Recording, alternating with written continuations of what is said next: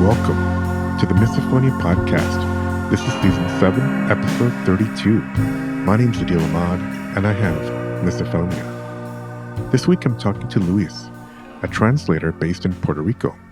Luis's misophonia came up actually since the pandemic, and he discusses the triggers he faces, such as construction noises and noises in places he's lived. We spend a lot of time talking about empathy or lack thereof from friends, family, and workplaces, and the challenges of finding understanding and validation. We also talk about the potential overlap with hyperacusis. Luis also reflects on his childhood experiences and how misophonia has influenced his pursuit of music. And finally, Luis explores the intersection of misophonia and spirituality, highlighting the role of self-care and empathy in managing miso. After the show, let me know what you think. You can reach out by email at hello@misophoniapodcast.com or hit me up on Instagram or Facebook at Misophonia Podcast. By the way, please do head over and leave a quick review or rating wherever you listen to the show.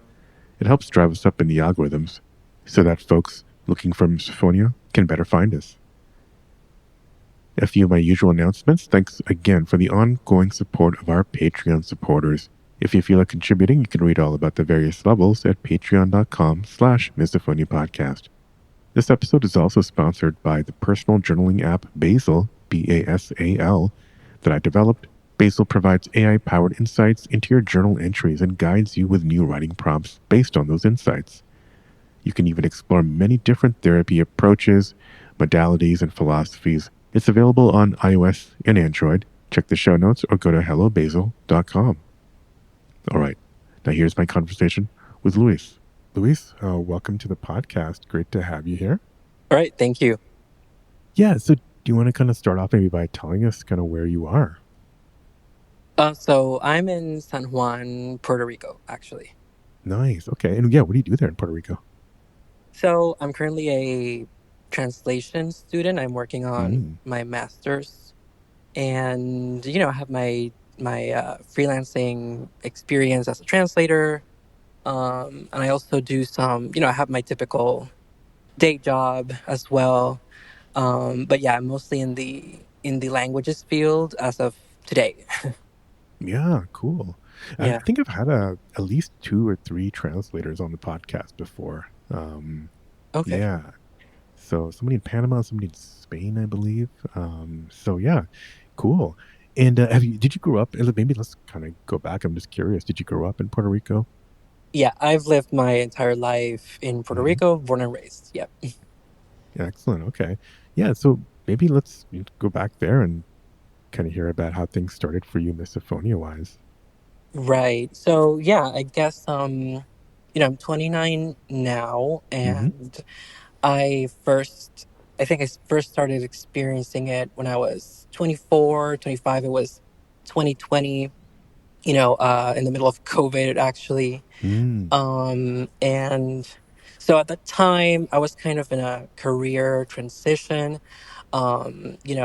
End of 2019, I decided to kind of leave behind my foreign language teacher um, job and kind of search elsewhere. And I actually got a job experience. Not didn't take too long for that, but because of COVID, of course, that kind of got delayed, and the job kind of transitioned from the on-site modality to remote. And Mm. so, COVID hits, and I spent a few months kind of just, not really even knowing how to almost interact with the outside world. That's like, I Yeah. don't know what places are open. I don't know what there is to do during that time. So, of course, I spent a lot of time just basically quarantined and unemployed, which was just fantastic. Hmm. And then, actually, the job offer comes back and it's remote. And then um, shortly before that, I started experiencing misophonia, basically from upstairs neighbors. Was the I think the first sign. Classic. Yeah, the first signs of that for me.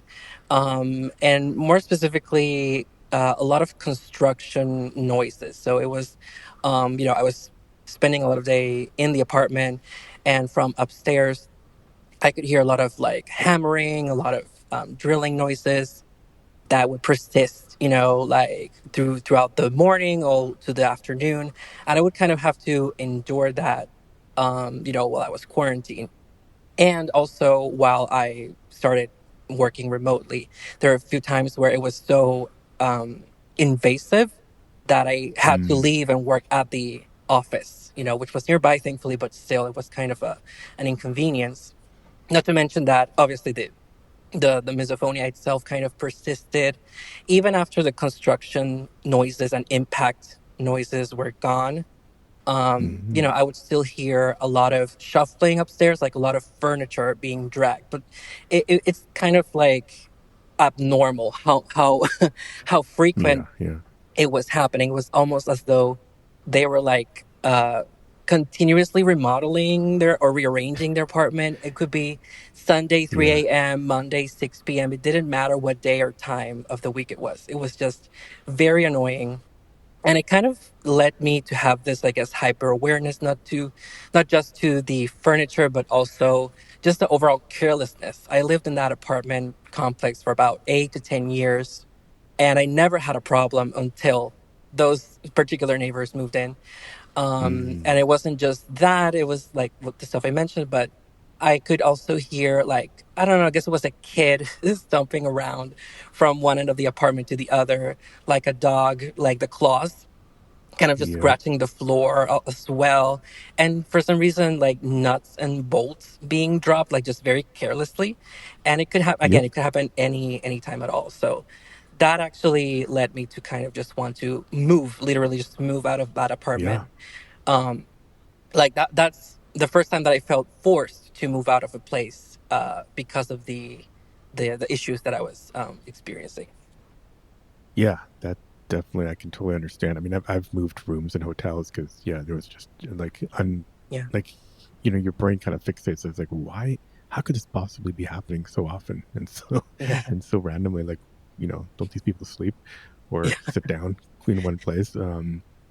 Yeah. So it's interesting. So before that, um, before 2019, you had no signs of misophonia that you can remember. Not that I could Hmm. remember, Hmm. not the way that I experienced it, especially now, because I feel that it's worsened over the years. Yeah. Before that, I guess it was just a general annoyance Right. to sound, but not necessarily like it being triggering. So it Um, has to, yeah, sorry, go on. no, I just wanted to mention quickly that the annoyance was mainly due to uh, barking dogs, like next door. Like it would Mm, be mhm. constant and very, just invasive. And I think I didn't experience misophonia itself at that time, but those were like the first signs, I think, of there is something wrong here. Like this shouldn't be happening.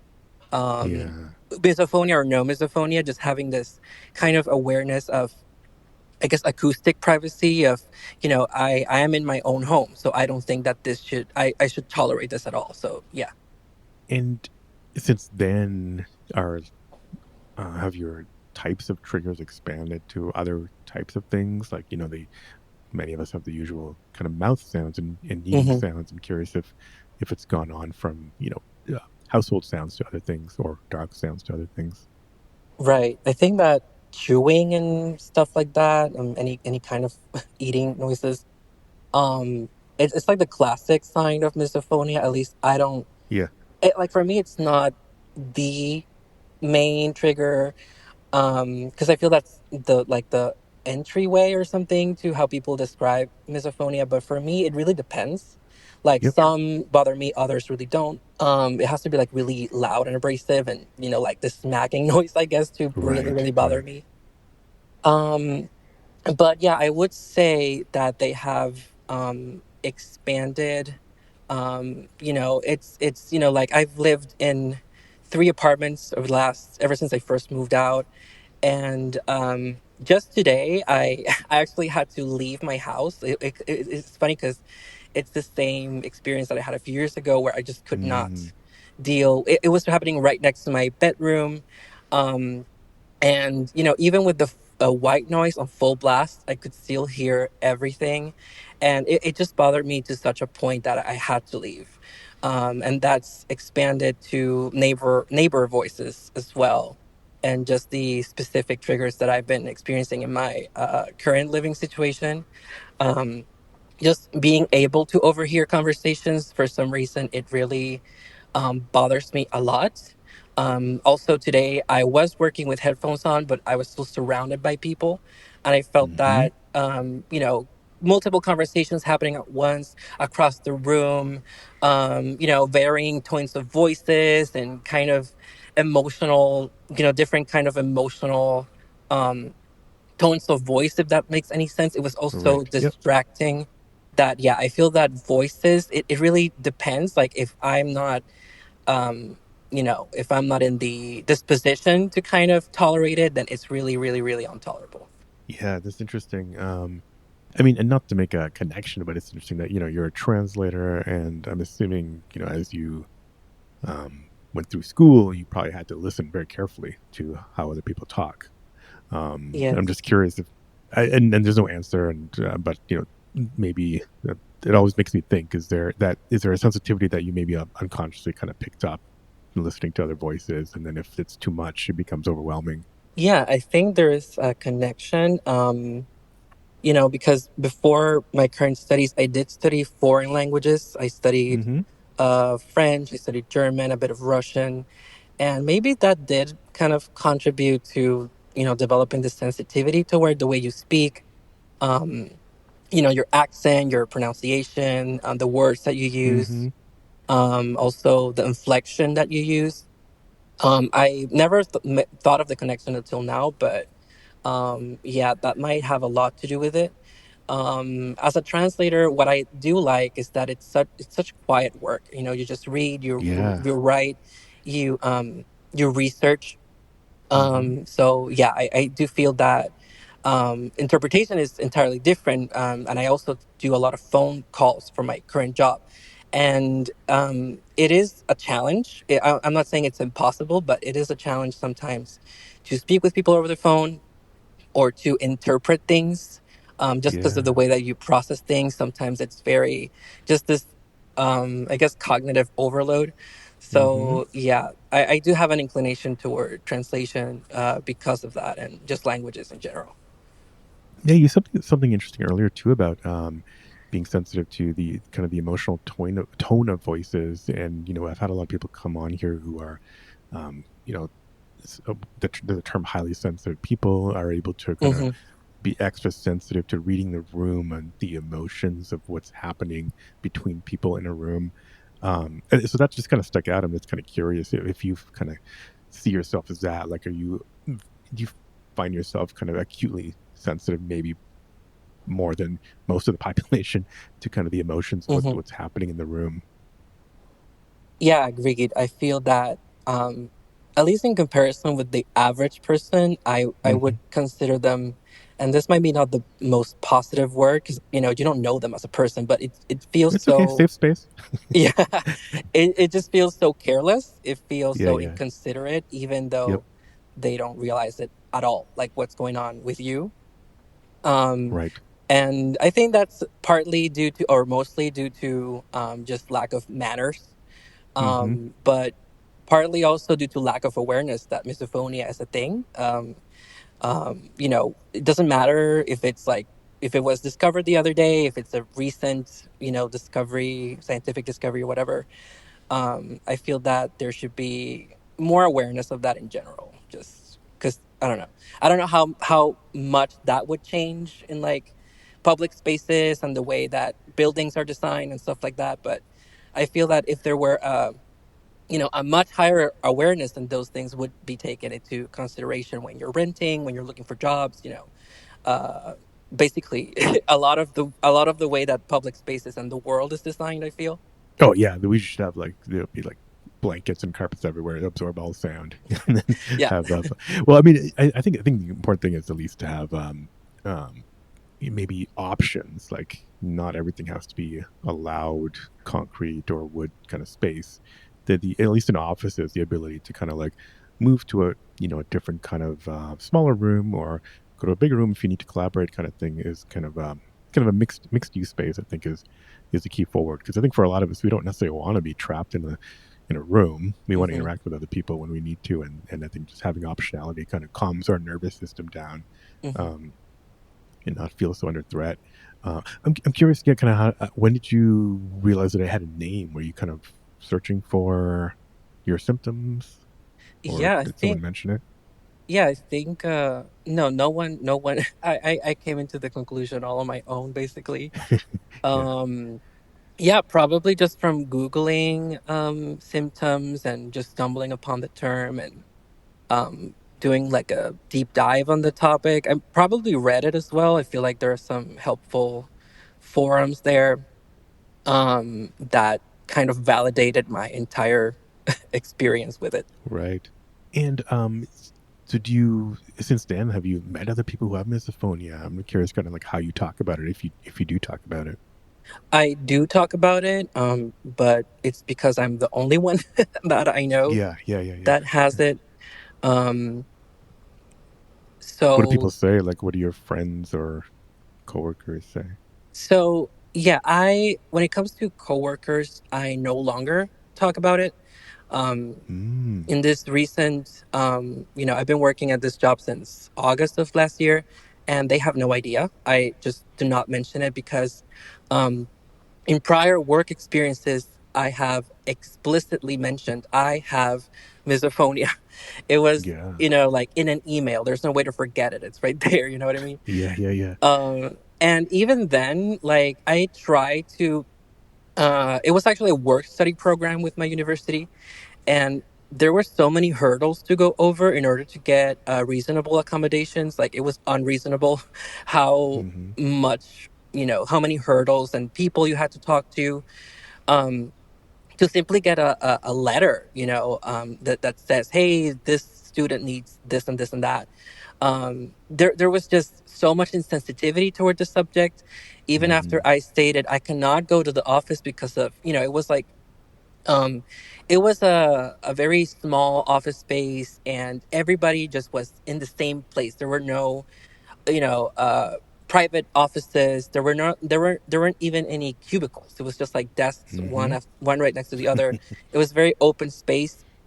And there was a lot of chatter. Like it was a very, like just a workplace full of chatterboxes, and that's just not me. It's not my personality, and not just Yeah, that, but it kind of, you know, it really does not do me a service in terms of concentration and productivity. And so I kind of tried to make that known, but there was just no positive response to that. Um, you know, um, and I even had to move to a different kind of program, and basically it was the same situation, even though the point of moving was to be accommodated for my misophonia. But, they said, no, the therapist at the time, he had written me a letter. It wasn't enough. I had to also get a psychiatric evaluation. I had to get a wow. psychologist evaluation. All I got was like this temporary letter that lasted till the end of the semester. And, that was about a year. Yeah, it was a year ago. And since then, I just decided not to proceed with anything with the Mm, process. Not just because I decided not to work there anymore, but because my classes are remote. That does help a lot. In that case, the triggers that you face aren't the ones that you face in the classroom, which is like a whole nother you know, Pandora's box. But I guess the triggers that you face at home. I think there's this big importance as to what you face at home, because at this point, a lot of us just study and work from home. Um, but yeah, like that's kind of why I stopped with the sharing this with my workplace, basically. yeah, that's unfortunate because I don't Hmm. know what the rules are in Puerto Rico, but I think, yeah, I mean, it's part of the United States, so you think that there would be you're entitled to reasonable accommodations to the Hmm. Disability Act and then Yeah. various other forms. So hopefully that'll change. What about like friends? Did we talk about friends? Like Yeah. what do they kind of say? So friends, I don't know. It's kind of weird. I it's like this non-response, really. Like Yeah. Yeah. We know that all too well. Yeah, unfortunately. Yeah, it's like I kind of at first I expected this for whatever reason, just this wave of compassion, kind of Mm-hmm. from, my circle of friends, but I think I don't know, it's just like talking about it is weird. It just feels Mm-hmm. weird. It feels like they don't Mm-hmm. really need to know this, it's kind of like an issue that I'm facing. I do make it aware, and like I guess I code it differently. Like instead of flat out saying I have misophonia or possibly hyperacusis, which is like a debate that I'm Mm. also having. You're right, right. Um, but what I say is like, hey, noise gives me migraines. That's kind of how I phrase it. So I can't really go out much. I don't really like being in crowded places. And I do feel that, my social circle is very limited because of that. My uh, I guess social life in general is also very limited. So the people that I do call friends, it's like maybe one, and Yep. it's someone who I know I don't have to even, you know, talk too much about it for them to understand, I guess. Um, but yeah, the times where I flat out said I had misophonia, it's really like this lack of support, unfortunately. Mm-hmm. And I kind of learned to just accept it, like Mm-hmm. because after a while it's almost like, well, I do feel like I'm in a different plane of existence as most people, so I don't really bother too much with making my friends Mm-hmm. understand, much less my family, really. Right, right, right. Do they talk about other conditions like, anxiety and depression, things like that? Yeah, yeah, for sure. I think there's still like this openness, I guess, toward mental health. Like I've had friends who say to me, yeah, I have depression, I have ADHD, I have OCD, I have borderline. So they take that seriously. Those things seriously, but not misophonia. Yeah, that is Mm-hmm. true, Mm-hmm. that is true. Even though I do have anxiety, at least maybe, I do have generalized anxiety, and Mm-hmm.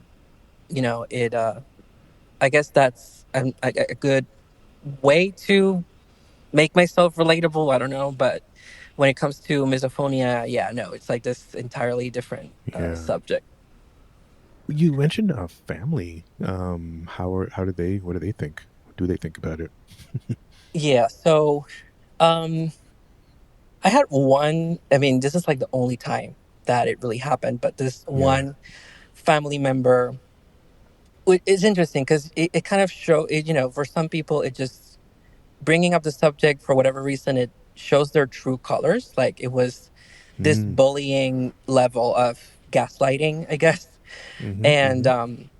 just to the point that, what, I'm not going to you know talk with this person anymore at all. Like I Yeah. just, it's something that is so important to me, that's affected me in a myriad of ways. um but I felt that the response was, you're just a crybaby. Basically, that was the Snap out gist of it. of the response. Yeah, just man up, grow up, whatever. um and I distinctly remember saying, it feels like I'm sick or something, like this misophonia, just like I'm not okay, like I'm unwell. And this was coming, it was gold because it was coming from someone who themselves, they have their own struggles with mental health, but they weren't really compassionate with me in that sense. So it was just like a big red flag that, yeah, just don't bother anymore with this person. And then with other members of the family, again, it's just non-support, really. Like the furthest I've gotten of support, if it can be even called that way, is like, oh yeah, I looked it up. I looked up misophonia, and you may have autism, and you may have this or that, and Oh, stuff like yeah. that. But it really doesn't go to a level where I actually feel supported or accommodated, even um, by the people around me. And it's like I feel that it is reasonable to want that, but because of the response, it's like, oh, maybe I'm asking for too much here. And that's kind of why I just no longer bother with it. Occasionally they'll ask me, "Hey, how's that going?" But it's again, it's not this the You don't even want support to that like, I. yeah, it's right. You might Yeah, hear that, but I don't know. Even many people are like, well, do I bother bringing like, do I bother getting into it? Because we'll just get gaslighted and shut down. It's like, yeah, um, we at some point, we get to an age where we're like, well, we make that mental calculation: is this worth the energy that I know it's going to suck out of me? You know, yeah, to talk about it more with somebody who doesn't even want to get it. We're kind of the ugly duckling of mental health conditions. yeah, It seems like still. So you're definitely not alone, and you got thousands of people listening who are nodding along. So there's a supportive community out there. um, yeah, for sure. well, hopefully, I mean, but hopefully that will change. Hopefully that will not be static. But interesting. Okay. And so when you go to like, I don't know, family holidays and stuff, do you have kind of your coping methods or strategies that you you know do to kind of avoid situations or cope? I that's interesting because you asked me, what would be your coping mechanisms, and I don't feel like I have any. I don't think that I Mm-hmm. found any that work so far. The last family gathering I went to was like at a restaurant, and it was just like hell. Like there were Yeah. so many conversations happening. Um, it was just such a noisy place, and there were like 20 of us, so the food took like more than an hour, Oh. to come out. And not just that, but I couldn't, you know, get along with anybody really at Mm-hmm. an interpersonal level. So it just made me feel all the more alone. What do you mean Um, by couldn't get along? You just did you feel like I'm sorry, I'm going to put myself in your shoes because I've probably been here before, but like, this is obviously like on your mind and you just can't relate to anybody or they can't relate to you. And so, when, this is the thing that's hijacking your mind, is that kind of what you're thinking about, or just, don't have any hobbies in common either, which is also another thing. right. Yeah, no, not really. I mean, I feel that the conversations are just very superficial. Whenever Right. I get asked about updates on my life, it's like, oh, how's school? How's your job? How's your car? And that's it. That's literally the only Yeah. three questions that I get asked every time they see me. And it's funny because it's also the kind of people that say, hey, you should visit more often. Where you go off to? Why don't you visit more often?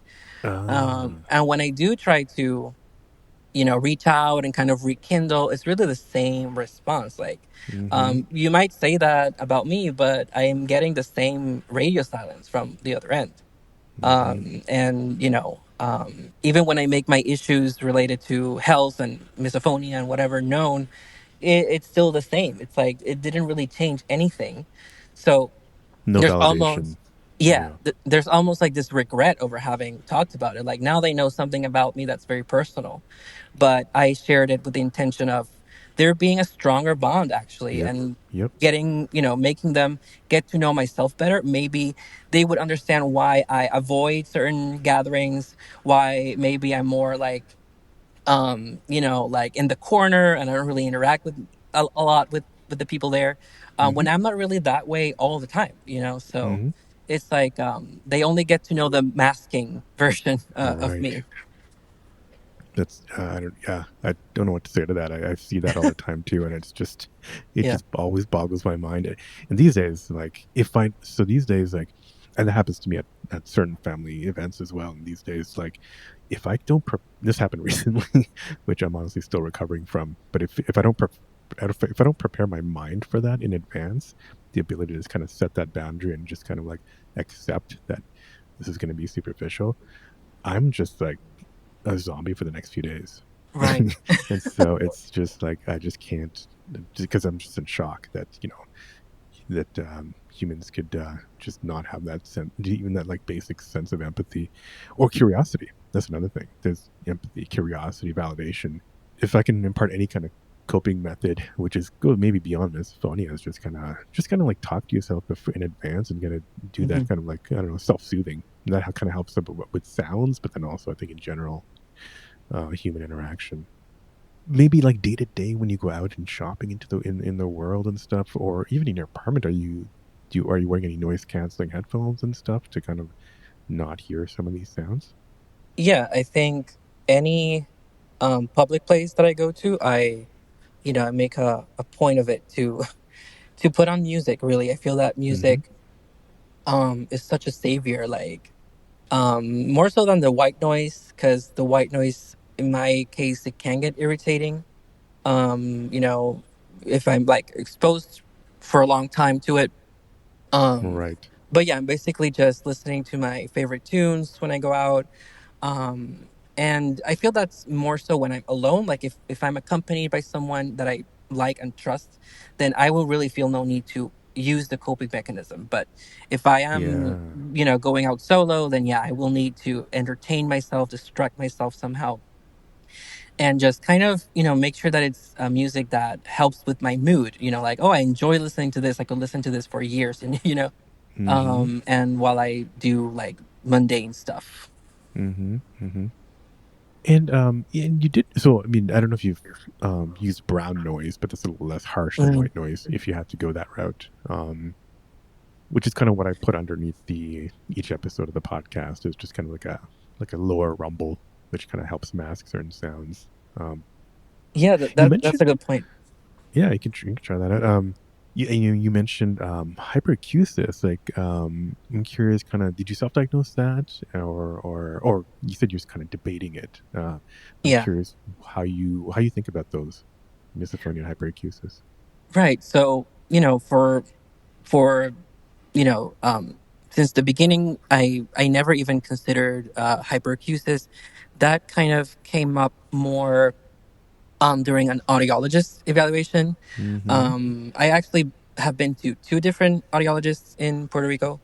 The first one was, um, she basically said, "Yeah, your hearing is fine, you're good." But when I brought up with the word misophonia, she like looked at me like she was scared, like, "Oh my god, really?" Like it was this very intense reaction that um, I don't know, that made me feel validated somehow. And what she did was basically, you know, recommend a psychiatric evaluation to rule out either ADHD or misophonia or something like that. Mm, Um, so it's at the second interview, the second intervention that I'm basically told, yeah, you have some slight hearing loss over the past X or Y months.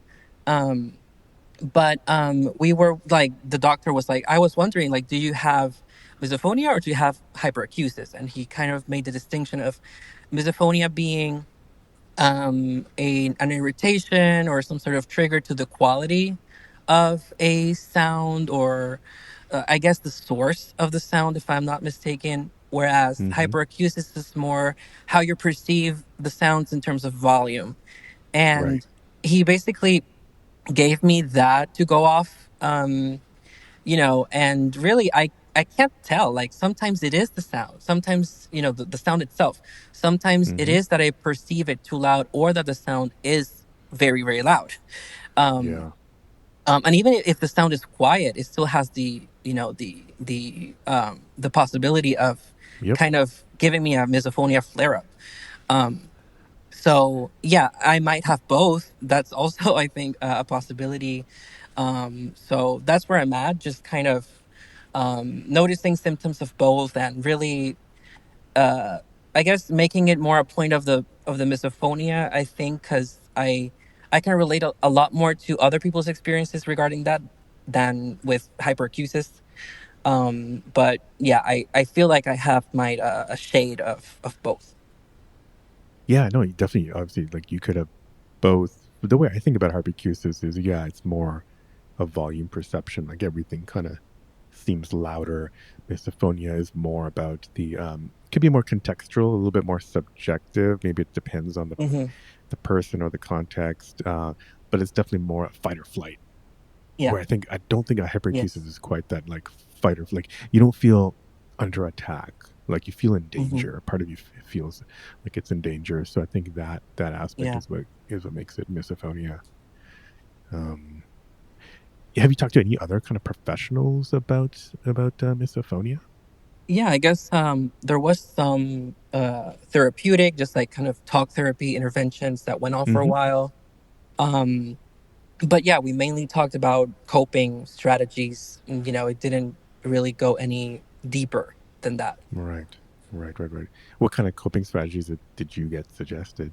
The main one I remember is writing down something like remember that it's okay, like you're not in Mm-hmm. danger, like it's just Hey, that's the actually condition. pretty good. And Yeah. yeah, put it up on your mirror or your desk whenever you feel that way, which I admit I have not tried, but I still keep it in mind. Liz, no, just kidding. I know it's hard to remember Yeah, these things, but yeah. sometimes that's actually just better to kind of maybe keep it in mind. Then you don't have Hmm. to run home to the mirror kind of thing. I try Yeah, to remember to do that, is to try to prep myself in advance. Because yeah, I don't know, for me that is a big part of it. Now it's hard to remember in advance, and then it's almost impossible during a trigger to try to think about anything other than the trigger. But yeah, yeah, that's what I was just thinking. Like whenever I get that fight or flight kind of reaction, I block out everything, any possibility of getting out of that place, which I know is something I have to work on. Um, but I guess my well, yeah, a narrative, lot of us have that problem. it's yeah, it's not an easy thing to it's a good thing to try to work on. It's not an easy thing to solve.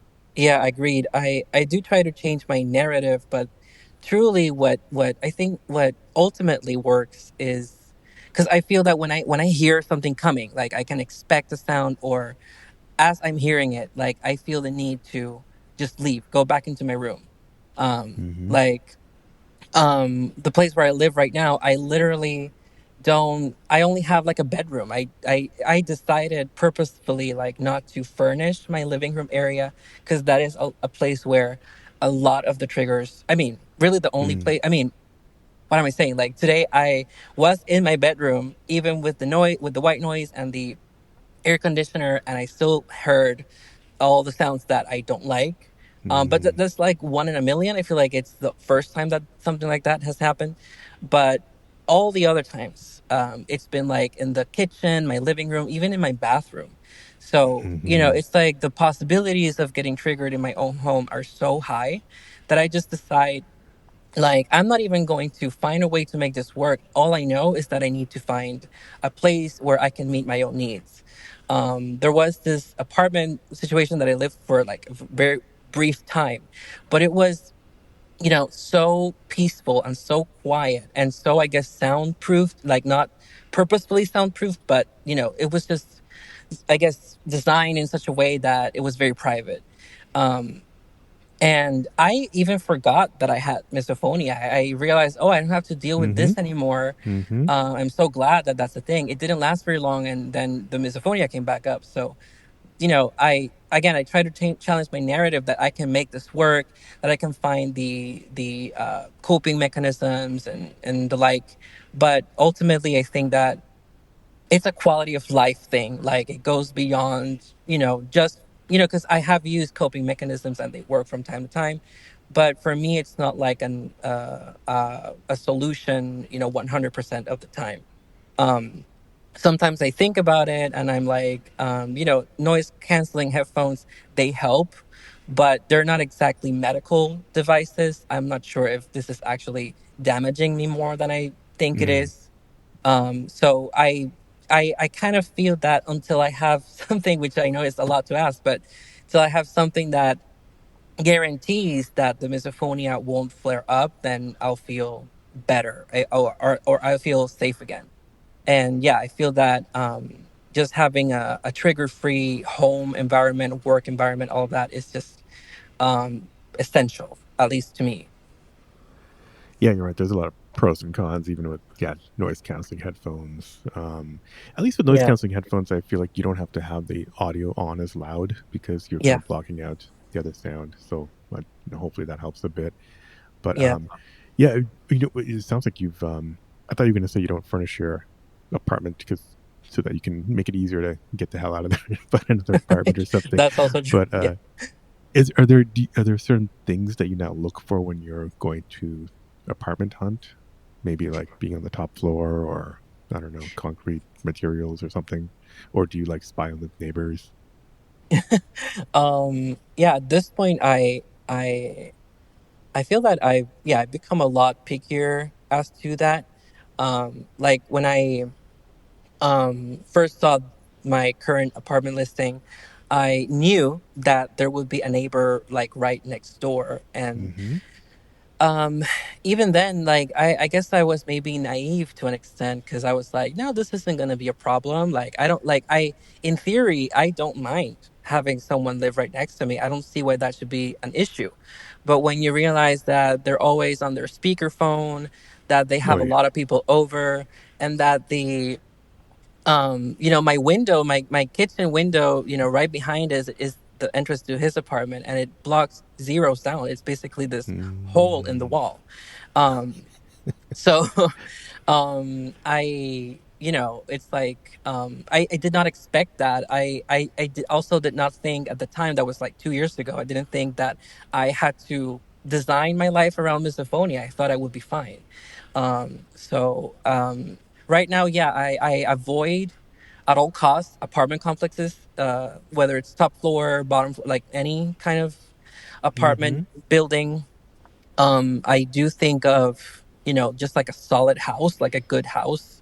Ideally, where, nothing comes in, or very, very, very little comes in. I don't know. That's Yeah. like as far as I've gotten as to what I want Yeah. Yeah.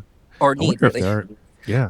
I wonder. I mean, that makes me think. I wonder if there are architects who are thinking about Hmm. laying out some maybe templates or plans that can be open sourced Yeah. and reused. Maybe some best practices. Other than building a nuclear bunker, like something practical, things like practical things. Um, yeah, that'd be an Right. interesting project. I'll maybe ask on social media. Um, well, cool. Yeah, actually, that makes me curious. Kind of like, what was your house like growing up? Like, were there a lot? Did you have a lot of siblings? Was it kind of noisy? I know you didn't have symptoms, but I'm just kind of curious what Mhm. your home life was growing up. Um, no, I feel that it was no, I don't think it was very Mm-hmm. noisy at all. I feel that maybe it was a bit too quiet, actually. Mm, Um, and no, I mean, I grew up with people in the house, but not really with like siblings or anything like that. mm-hmm. I did, when I hung out with my friends from the neighborhood, it wasn't like this issue. I never experienced like any kind of um issue with my hearing. So no, I don't remember.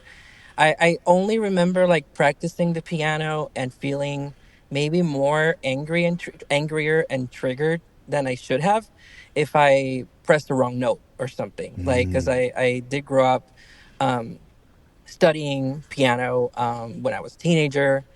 And when I think about that particular experience, I mm-hmm. always wanted to pursue music, but for whatever reason, and maybe this did have something to do with misophonia, I decided not to pursue it as a field, as a uh, Yeah. college career, because the idea of auditioning in front of people made me nervous. Anytime I played at a gathering, like my wrist would shake, my leg would shake. It would be this unpleasant experience that would lead me to think, okay, I love music a lot. I love to do that for a living, Mm, but if it makes me feel this way, why even do it? Why even bother? yeah. Yeah. Um, so that is what I do remember in my home life and growing up, and maybe not so much hearing, but definitely touch sensitivity that I still Mm, have. Like I mm, certain textures make my tongue go dry, or feel dry, or my teeth like feel weird. I don't know how to explain it, but certain textures, like filing my nails, or like my shirt uniform or my backpack when I yeah. went to school, it would give me this really, really bad feeling, like this overload of Mm-hmm. I don't know, at the touch of it. And I just had no words to express that to anybody. Like I didn't know what was Yeah. going on. I might have even thought, oh, this must be normal. um Right. but I still felt like something weird was happening, especially when I would like practice music. Yeah, that's interesting. Because I want to ask you about visual triggers that come up a lot as well. But I Yeah. do strongly think that this is not just about sound. There's a Hmm. greater sensory. Yeah, I mean, I know there's a lot of names for different sensory disorders, but I feel like there's more of a yeah. Some of us are more sensitive to, well, through our senses, and it could Hmm. be kind of something evolutionary that it could kind of have developed over time, where certain segments of the population need to be more sensitive to certain um, Hmm. things, whether it's sound, touch, or whatever, to kind of protect species. And Yeah. maybe there's something that it kind of like, l- you know, something that lived on longer than it needed to, or it's just Hmm. it's kind of how we are, and some of us are meant to be that kind of warning um, for society. Um, but what about, yeah? What about visual triggers? Is that something that you've noticed as well? Yeah, I don't know if to call it a trigger. I mean, I Hmm. think it is when I think about it, but it I would describe it as kind of a disgust, or like this um I guess just this feeling of discomfort. I don't know. Um Like a cuz cringe fight or flight, because yeah, for a lot of us, like if I see certain things, it does give me a very similar fight or flight situation. yeah, I feel that a lot with media, especially advertisements. Mm, Like I would have to mute my TV or look away when an advertisement comes on, because I feel like they use all these visual effects to manipulate, I guess, what you're seeing, reality. I don't know. hmm, Like they hmm. make impossible things happen.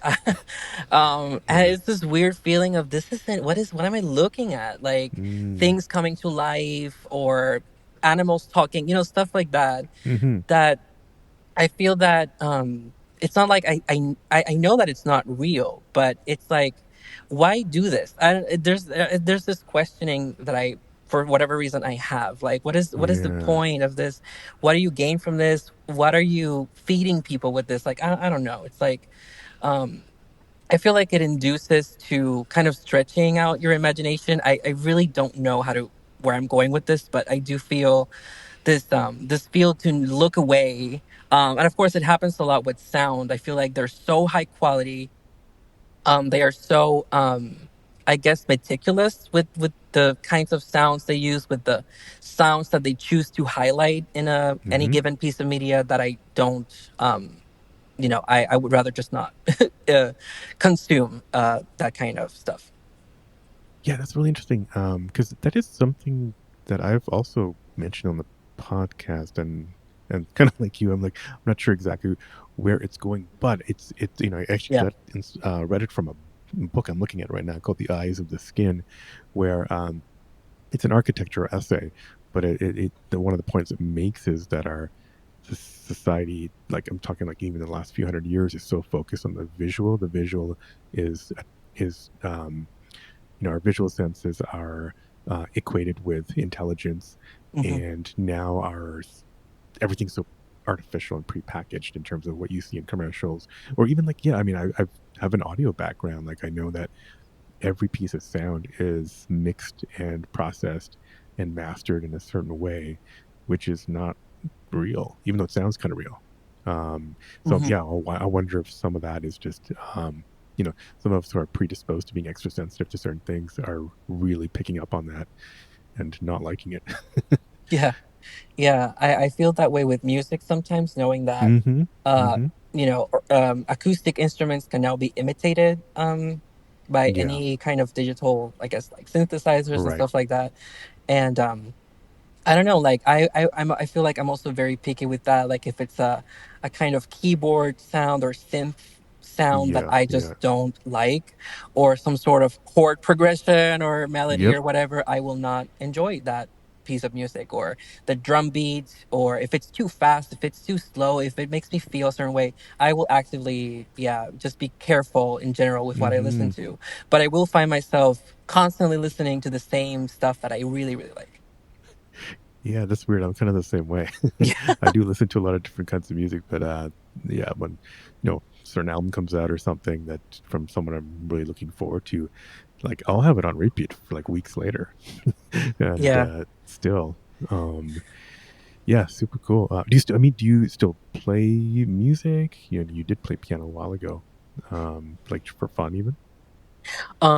No, because just because currently I don't feel like I have a studio space to do Mm-hmm. that. I don't feel like I have the means or resources. I think it's more a resources issue, or that not wanting to do it anymore. Right, right. I will occasionally, I guess, work on my, what's it called, like a DAW. Um, Oh yeah, your uh, digital audio, like a yeah, music recording software. Do you write music, or is it more just to play yeah, around with it, software sensor stuff? yeah, it's like very seldom, but Mm-hmm. the stuff that I do write, if I really like something, then I will obsess with it. If I don't know what I'm doing, then I don't. Mm-hmm. Because there's also a Yep. lot of, I think it's also like a knowledge thing. Like I have to learn more about it, but I have made music in the past, and I feel, uh, I guess, confident about what I'm doing, but there is a lot of, I guess, aspects of the misophonia that factor into the possibility of making music in the future. Like, Mm-hmm. is my music going to be misophonia informed, so to speak? Mm-hmm. Um, I don't know. Yeah, just kind of factoring in the misophonia into whatever art I create. If I, What do you yeah. mean by Miss Funny informed? Well, I guess it kind of goes on the lines of what I said before. Like if there's a particular synth or instrument Okay, that I gotcha. don't like how it Yeah. sounds, then I Mm-hmm. will make sure that what I make, if I'm in that process, is not triggering to me or possibly to other people Gotcha. with misophonia. But it's interesting because I could do it with that in mind, but it could still trigger someone with Mm-hmm. misophonia because Yeah. everybody Yeah. experiences it so differently. Right. Gotcha. Cool. No, super interesting. But yeah, I mean, so yeah, I mean, we're getting, I guess, yeah, close to an hour. Covered a lot of interesting ground, and yeah, it's super interesting. Very relatable to myself. Yeah. I mean, I'm sure a lot of people listening too.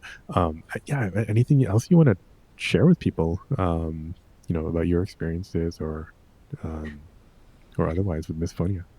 I guess one last point would Mm-hmm. be just kind of being into spirituality. I don't Mm-hmm. know if that's a thing for people with Oh yeah, no. misophonia. Yeah. Yeah, but just basically, I'm not the most spiritual. There's a lot of it that I do need to learn, but Mm-hmm. I feel that I don't know. I think there might be something spiritual to the misophonia that we don't Mm-hmm. understand. Um, And I don't know. I think of misophonia through those lens because sometimes science doesn't know how to explain it, or it's just, Right. or maybe it does know how to do it. And there's so much research. I've been interviewed by researchers, and it's been so validating and helpful to contribute in that way and to feel heard as well.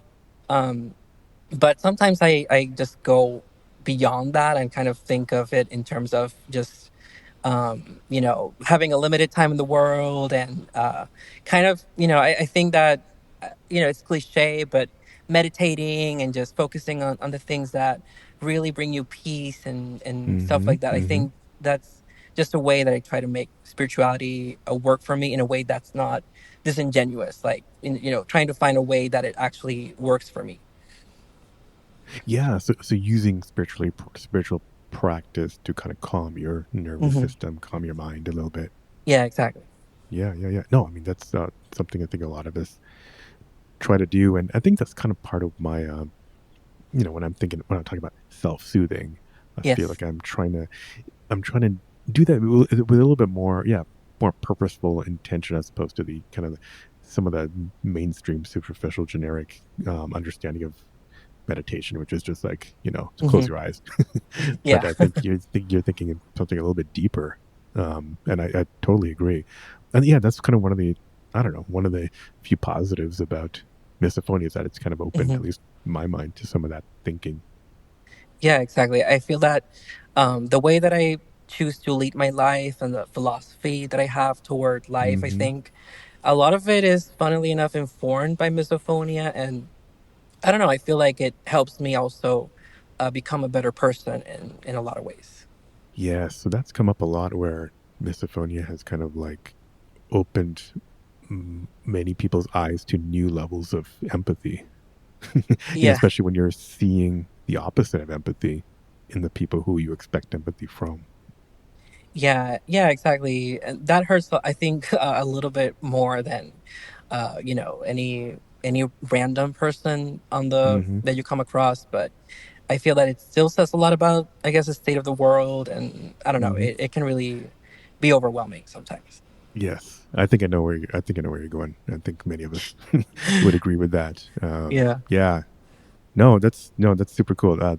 Let's maybe just leave. I could talk about this for a long time, but maybe let's leave it on Right. that kind of like spiritual sentiment, not a sentimental note, but yeah, Luis, this is great to talk to you, great to finally connect with you, and yeah, thanks for coming on. A lot of fascinating things we talked about. Yeah, of course. Thank you so much. I think this is such a great space to, express yourself, make this known, and relate to other people. Hopefully. Thank you again, Luis. So many things I relate to in this episode. If you liked this episode, don't forget to leave a quick review or just hit the 5 stars wherever you listen to this podcast. You can hit me up by email at hello@misophoniapodcast.com or go to the website misophoniapodcast.com. It's even easier to send a message on Instagram at Misophonia Podcast, follow there on Facebook, and on X or Twitter, it's Misophonia Show. Support the show by visiting the Patreon at patreon.com/Misophonia Podcast. Theme music, as always, is by Moby. And until next week, wishing you peace and quiet.